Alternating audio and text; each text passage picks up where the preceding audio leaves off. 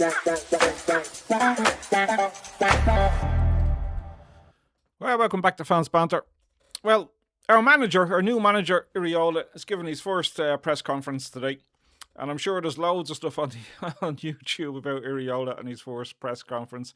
And to be quite honest, it was basic run-of-the-mill sort of stuff. Basic run-of-the-mill sort of stuff for a press conference. A little bit better than Slot last season, who was bizarre at times. So what's the takeaways from it? Okay. So speaking in his introductory press conference, the 44-year-old was asked how he felt the club was and what we needed in the transfer market. And he said he wanted players. He said Liverpool have signed 2 players, centre-back Jeremy Jacquet. Well, they haven't really signed 2, have they? I mean, he was signed last season. But he will come in as a new player, I suppose. But in the transfer window for the summer, we've only signed 1, and that's Victor Munoz from Osasuna for 34 million quid. Okay, so yeah, he was obviously we've signed 2 players, he says already, but we need more players. He wants more. We want more players. He's not the only one that wants more players. He told reporters, the club, Liverpool, we're working on it. We're working on getting more players.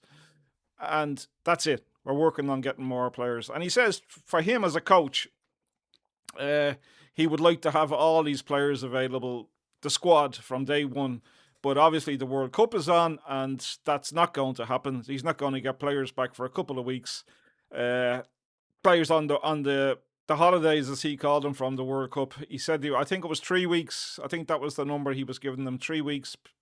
And he said he needed that break to get in touch with family, recover from the exertions of not only the World Cup, but last season as well. What else did he say? He was asked about expectations of what Liverpool would be next season, and he would not be drawn on setting a specific target, but acknowledged that there will be changes at Liverpool.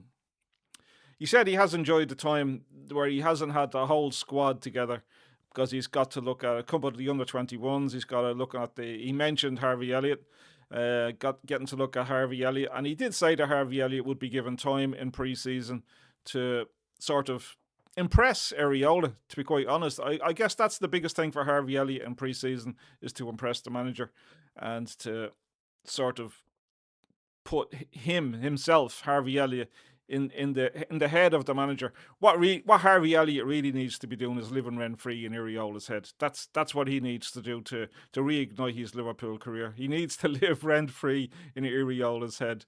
I think this is what he says. I think we have to accept that there are difficult situations right now in terms of both sides. A lot of very important senior players leaving that have achieved almost everything at the club.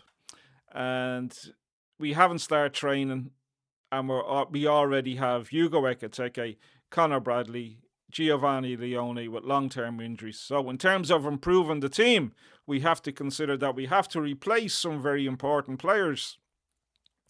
And we are making very good numbers, and we also have a situation, especially with those players, that they are going to miss some time, and we also have to find a way to replace them. Interesting. So he's mentioned Hugo Ekitike, obviously, Conor Bradley and Giovanni Leone. And he says they're really good players. And I think he did say in the press conference they're the future. He presumed that Conor Bradley would be the future for some of the long outstanding issues with Liverpool. But in the meantime, we have to get players in to be able to bridge the time that they're fully back fit and back ready to play full-time football. So he needs to shore up those positions, so to speak. So they're the sort of players I would be thinking positionally wise that Iraola might be looking at over the short term, not the long term. Because what he says was, we know these 3 players are the long-term solution. So Giovanni Leone, Hugo Ekitike and Conor Bradley, according to the manager, are the long-term solutions to Liverpool's problems, if you want to put it that way. I am sure, but there is going to be, especially in Hugo's case, a period where we will have to do without them and we will have to find solutions. Iraola also talked about himself, And he said he found it difficult to talk about himself. Well, nobody likes talking about themselves, do they? We prefer other people to talk about us. Nobody likes talking about ourselves. But he did say that, as far as he was concerned, that he would like to remain the same sort of person that he is. That Liverpool hired him because they liked some of the qualities. So he doesn't seem any reason to change. And he hopes in himself that he doesn't change. He is aware that he will make mistakes. And he's also aware that every little thing that he says will be scrutinised. Like press conferences, they'll be all scrutinised. Every single word that comes out of Iraola's mouth now. Sometimes they might have just not hit the headlines when he was with the Bournemouth manager, but he's well aware that every single thing he says now as a Liverpool manager is going to be scrutinised, it's going to be blown out of proportion in some instances. He's well aware that everything he says as a Liverpool manager will be just blown up and picked apart by fan channels, journalists, social media, everybody's going to be on his back. So he's well aware of that. But he himself, he hopes that he doesn't change too much.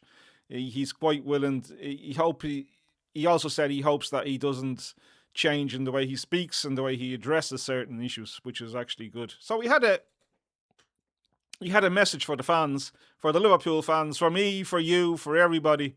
He says, I would like to give them, the supporters, a team that they can feel proud of. I think football, and especially Liverpool, is about connecting with people, connecting with our supporters.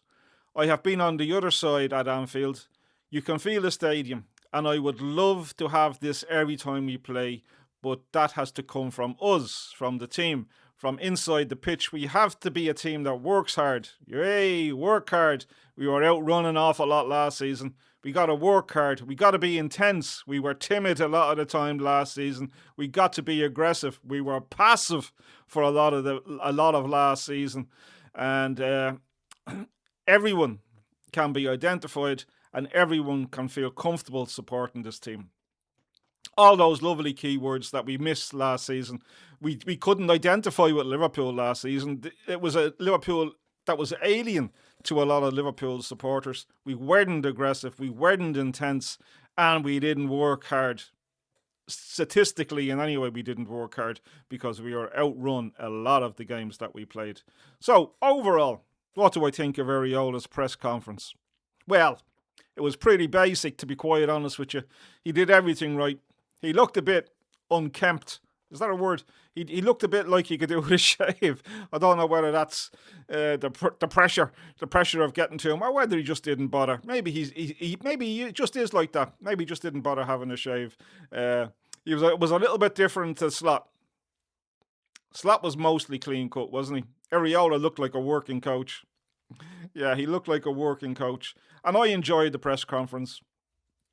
I enjoyed it as much as I enjoyed Slot's press conferences, but I enjoyed Slot's press conferences for a different reason, because they were a bit of a train crash or a road crash or whatever you want to call it. But Iraola, yeah, a good press conference, a good one for his first one. A good one for his first press conference. He said all the right things. He's got to look at the under-21s. He's got to work with the players that have come back early, and he said kudos to them for coming back a week early. And in a lot of ways, he said it was lucky, or not lucky, but it was enjoyable that there was not a big influx of players, that they were coming in dribs and drabs, so to speak, so he could get to know them more personal, more on a personal level. So he had the time to speak to them, and he had the time to give, well, his thoughts to them. But also, he said that he's used his time over the last couple of weeks to get to know everybody around Anfield, to get their feel for Anfield, and he's well aware that he needs to do that on a broader sense. He did talk something about going out into the community and having photographs taken and stuff like that. So, yeah. So, a good press conference.